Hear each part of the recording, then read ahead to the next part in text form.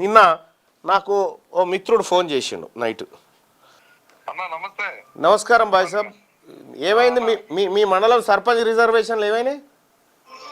మరి అసలు మొత్తం ఇది సర్పంచ్ కోయితలకి వచ్చి ఎస్సీ అయిందన్న.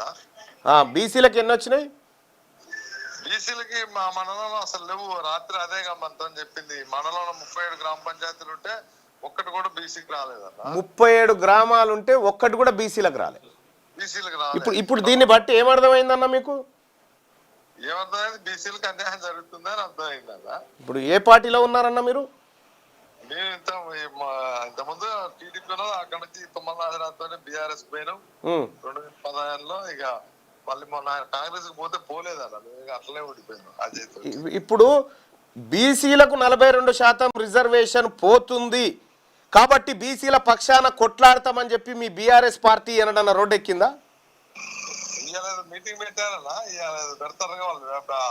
ఈ పార్టీ ఆ పార్టీ అని కాదన్నా, ఆల్ పార్టీ రోడ్డు ఎక్కండి. మీకు మేము రాకేష్ రెడ్డి నిలబడ్డా మన ఊళ్ళో మొత్తం 80% కాపులు ఉన్నారు అన్నా. నేనేమంటున్నా, మీరు కాపులు అనేది కాదు, నాతో పాటు లైవ్ లో ఉన్నారు మీరు. నేనేమంటున్నా, నేను బీసీ అని నాకు ఆ రోజు చేసినారు.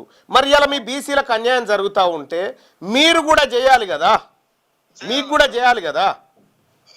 అదే మరి దానికి మేము పార్టీ పరంగా కూడా ప్రెస్ మీట్ పెట్టి ఇంకా అన్నా ఈడ పార్టీ ఈ పార్టీకి మీ పార్టీకి కూడా ఇష్టం లేదన్నా 42 వచ్చుడు.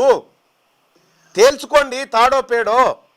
సమయం ఆసన్నమైంది. ఇంకా ఎన్ని రోజులు, ఎన్ని తరాలు చేస్తారు? ఇంకా 2019లో 4 గ్రామ పంచాయతీలకు ఇచ్చిండ్రన్నా 23% రిజర్వేషన్ తోటి అప్పుడు వచ్చినాయి. మరి రావు. ఇప్పుడు అసలు ఇంకా 23% చూసినా రావాలి. మళ్ళీ ఇంకా అదనంగా 42%. 33ను 23కి తెచ్చిందే మన బీఆర్ఎస్ నాయకుడు. 33 ఉండే దాన్ని 23కి తెచ్చిందే కేసీఆర్ గారు.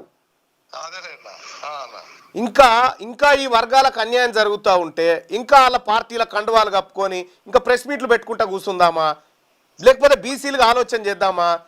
మరి నేను కూడా కాంగ్రెస్ పార్టీలో ఉంటే కదా గతంలో. నాకేం పోయిందిలే, బీసీలకు అన్యాయం జరిగితే ఊకోలే కదా, బయటకు వచ్చి కొట్లాడుతున్నా కదా. మీరు కూడా అట్లాగే చేయాలి.